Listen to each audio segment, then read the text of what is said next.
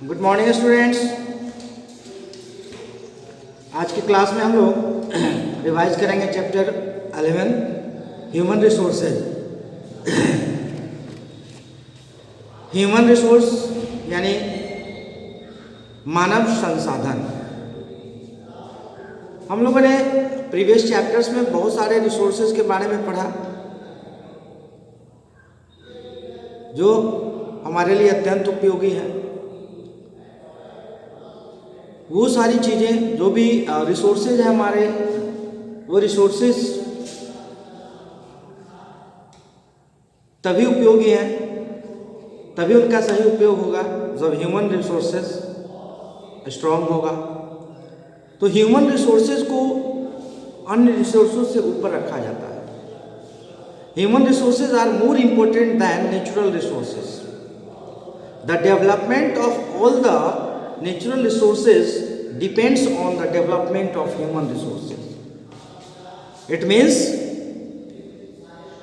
कि सभी प्राकृतिक संसाधनों का विकास तभी संभव है जब मानव संसाधन का विकास होगा, यानी ह्यूमन रिसोर्स का डेवलपमेंट होगा, तभी अन्य रिसोर्सेज का, जो भी नेचुरल रिसोर्सेज हैं हमारे, उनका डेवलपमेंट हो पाएगा। The development of civilization indicates that people have been able to use these natural resources for their benefit. सभ्यता यह बताती है, यह इशारा करती है कि लोग जो है इन नेचुरल रिसोर्सेज का इस्तेमाल अपने बेनिफिट के लिए, अपने फ़ायदे के लिए करते हैं। If a country has rich natural resources, it is not sufficient. किसी भी देश के पास अगर बहुत ज़्यादा प्राकृतिक संसाधन है, नेचुरल रिसोर्सेज है, तो यही पर्याप्त नहीं है। इसके यूटिलाइजेशन के लिए, इसकी खपत के लिए, इसके सही उपयोग के लिए ह्यूमन रिसोर्स का होना जरूरी है।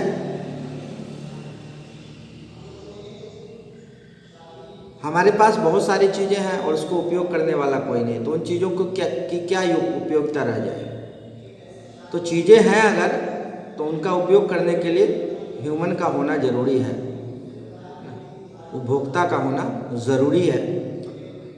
तो नेचुरल रिसोर्स को यूटिलाइज करने के लिए इनफ ह्यूमन रिसोर्स का होना आवश्यक है।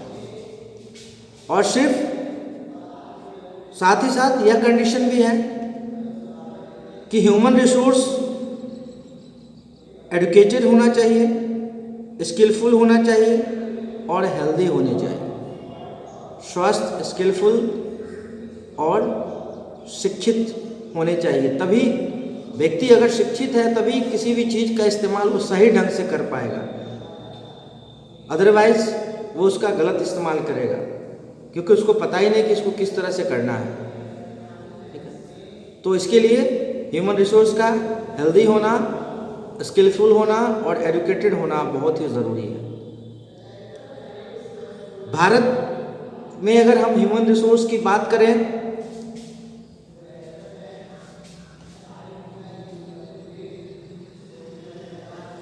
तो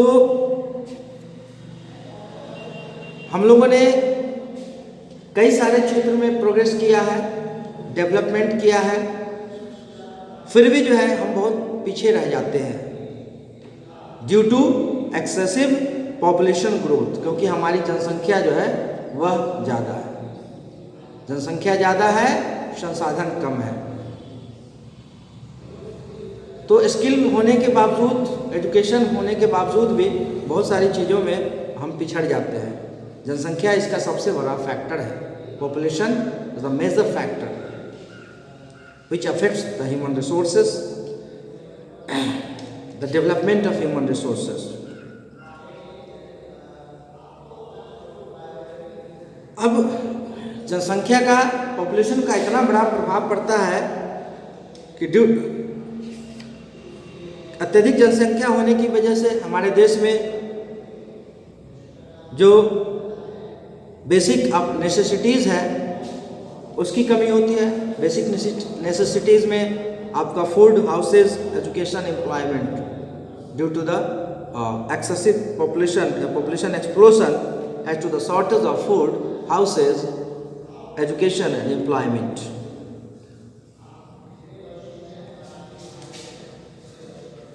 अदर कंट्रीज की बात करें, अगर दूसरे देशों में ह्यूमन रिसोर्स की बात करें, ऐसे देशों की बात करें जहां हमारे मुकाबले, इंडिया के मुकाबले पॉपुलेशन कम है, संसाधन अधिक है, तो वह डेवलप्ड कंट्री कहलाता है. Human resources in developed country like the UK and USA and Japan are much better than those in developing country like India. The way of living is better in these countries because of a small population. और जनसंख्या के कारण सबसे बड़ा factor यहाँ पे आ रहा है पॉपुलेशन, जिसकी वजह से दूसरे जो कंट्री है, चाहे यूके और यूएसए हो या जापान हो, ये ऐसे देशों की स्थिति हमसे बहुत ज़्यादा बेहतर है ना. बस उसका सबसे बड़ा कारण है पॉपुलेशन. तो इन देशों को डेवलप्ड कंट्री कहा जाता है क्योंकि इनकी जनसंख्या हमारे देश से बहुत कम है और संसाधन उपलब्ध है, तो यह बेटर लाइफ जीते हैं. हाई स्टैंडर्ड ऑफ लिविंग है इनका. People are healthier and better educated. They have access to better facilities and they are able to make progress in the field of science and technology, industry, agriculture and education. ऐसा नहीं कि हमारे देश में ये सब चीज़ें नहीं है.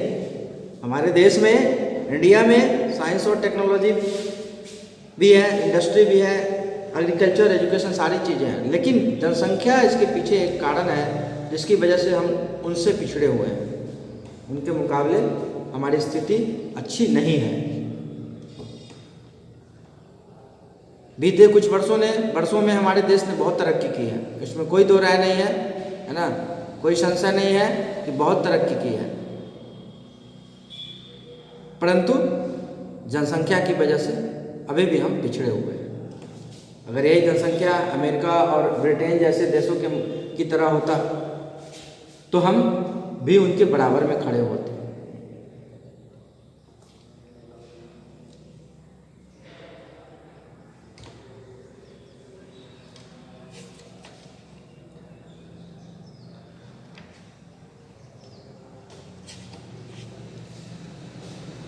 आज़ादी से लेके अभी तक हमारे देश की जनसंख्या तिगुनी हो चुकी है, लेकिन आज के समय में अगर हम वर्तमान की बात करें, प्रेजेंट की बात करें, तो लोगों ने इस पे ध्यान देना शुरू किया है. सरकार ने इस पे ध्यान देना शुरू किया है. जनसंख्या को रोकने के लिए कई सारे नियम लगाए हैं, है ना. लोगों ने भी सोचना शुरू किया है और हो सकता है कि आगे आने वाले कुछ वर्षों बाद हमारा देश भी एक विकसित देश की गिनती में आएगा. लेकिन बशर्ते इसके लिए जनसंख्या पे नियंत्रण होना, है ना, शिक्षा का प्रचार प्रसार, शिक्षा को बढ़ावा देना, बहुत सारे फैक्टर्स हैं जो इस पे अगर सुधार किया जाए तो हमारा देश भी एक विकसित देश, एक डेवलप्ड कंट्री के श्रेणी में आएगा. आइए हम बात करते हैं problems affecting human resources. Excessive growth of population, illiteracy, unemployment and poverty are the problems which affect human resources. ये सारे फैक्टर हैं. पॉपुलेशन सबसे पहले, जनसंख्या, इलिटरेसी, निरक्षरता जिसको कहते हैं, शिक्षा की कमी, अनएम्प्लॉयमेंट, बेरोजगारी, और पॉवर्टी, गरीबी, ये सारे प्रॉब्लम्स हैं जो ह्यूमन रिसोर्स को अफेक्ट करते हैं, प्रभावित करते हैं. We need to take preventive measures for them. इसके बचाव के लिए कुछ कदम उठाने होंगे. जैसे population growth, excessive population growth leads to unemployment. अब जनसंख्या ज़्यादा है और सीटें जो है रोजगार के लिए, जो नौकरी में जो है किसी भी संस्था में, है ना, किसी भी सरकारी या गैर सरकारी संस्था में, है ना, वैकेंट सीट जो है कम है और जनसंख्या ज़्यादा है, तो जाहिर सी बात है कि बेरोजगारी बढ़ेगी, है ना. देखा जाता है कि हमारे देश में किसी भी इंस्टीट्यूशन या किसी भी इंडस्ट्री, चाहे वो गवर्नमेंट का हो या प्राइवेट इंडस्ट्री हो, उसमें 500 सीटें खाली होती है, 500 सीटें वैकेंट होती है और उस पर 5 लाख लोग जो है अप्लाई करते हैं और 500 लोगों को ही नौकरी मिलेगी, बाकी के जो है लोग बेरोजगार रह जाते हैं। तो ये एक बहुत बड़ी समस्या है, और सबके पीछे मैं कहता हूँ कि सबसे बड़ी समस्या है पॉपुलेशन, जनसंख्या का ज़्यादा होना। इलिटरेसी को जन्म देता है, इलिटरेसी से अनएम्प्लॉयमेंट और गरीबी जो है, बेसिक नेसेसिटीज़ की कमी होती है जो गरीबी को जन्म देता है ना।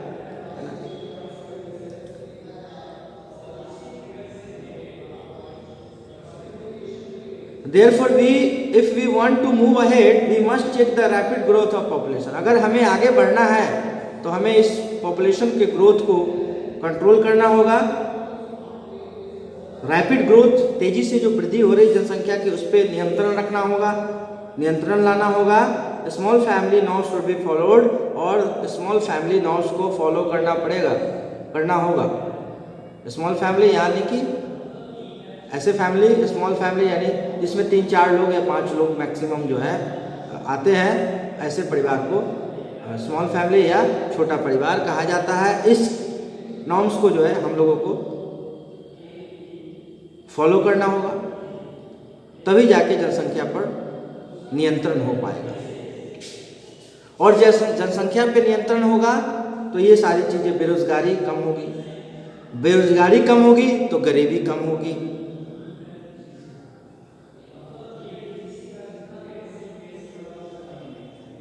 डेवलपमेंट, ह्यूमन रिसोर्स के डेवलपमेंट के लिए शिक्षा एक बहुत बड़ा स्थान रखता है।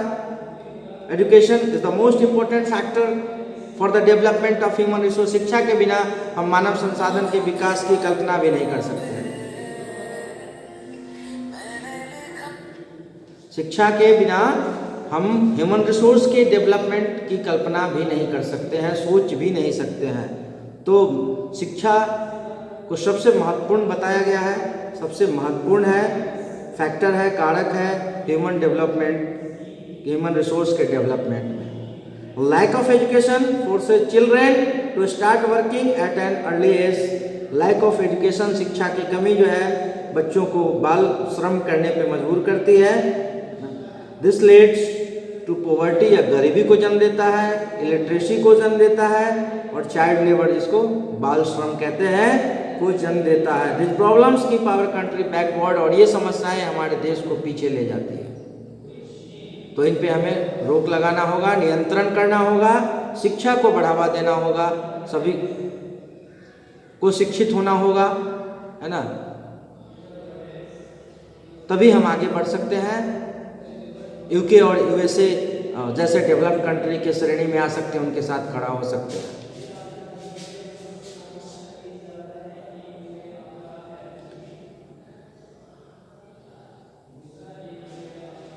Education is the most important factor that affect the human resources. Education can change the lifestyle of the people. शिक्षा से लोगों का जीवन या रहन सहन, जीने का तौर तरीका बदल सकता है, बदलता है।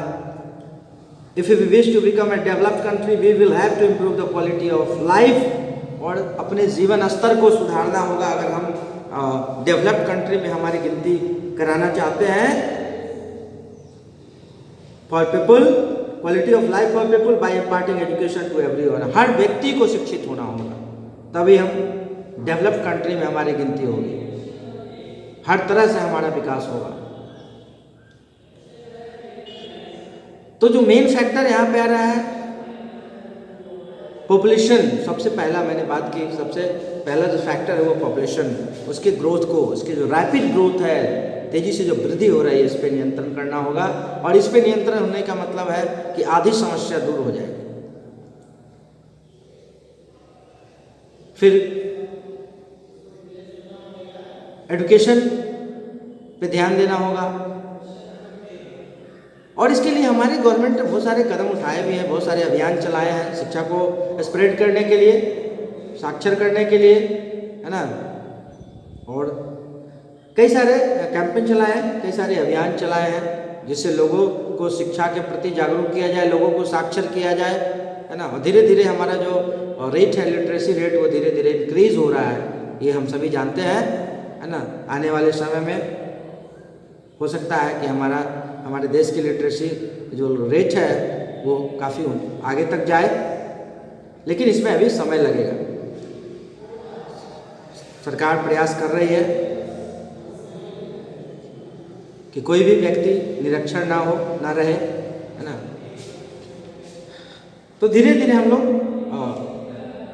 डेवलप कर रहे हैं, डेवलपिंग की स्थिति में हम लोग, और हम इसलिए हमारे देश को डेवलपिंग कंट्री कहा जाता है, विकासशील देश कहा जाता है। विकास हम लोग निरंतर कर रहे हैं, कुछ समस्याएं बीच में आ जाती है जिसकी वजह से गति धीमी पड़ जाती है। और सबसे बड़ी समस्या जो मैंने बताया आपको कि population, rapid growth of population, और इस पर नियंत्रण अगर होता है तो हम निश्चित रूप से एक विकसित देश की श्रेणी में आ जाए।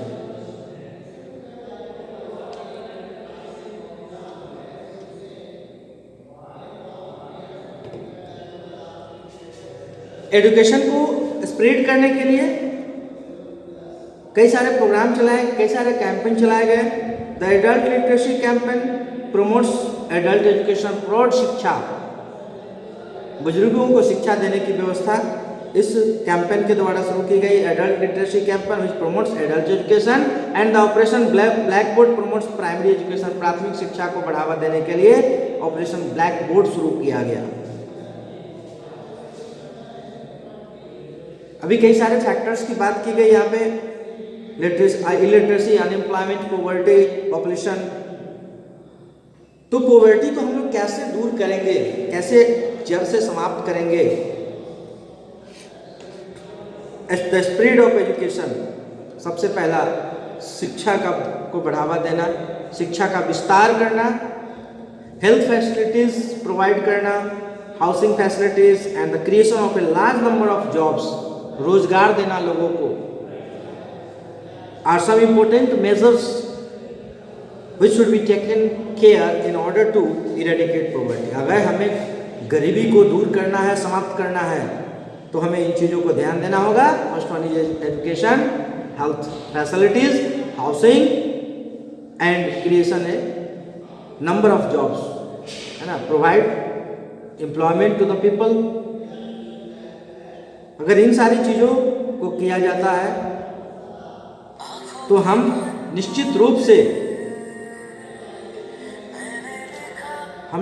से जो है गरीबी को समाप्त कर पाएंगे। It will then be easy to give good education, proper food and health facilities to all. और सभी लोगों को जब ये बेसिक बुनियादी सुविधाएं मिलेंगी तो गरीबी जो है सो समाप्त हो पाएगा।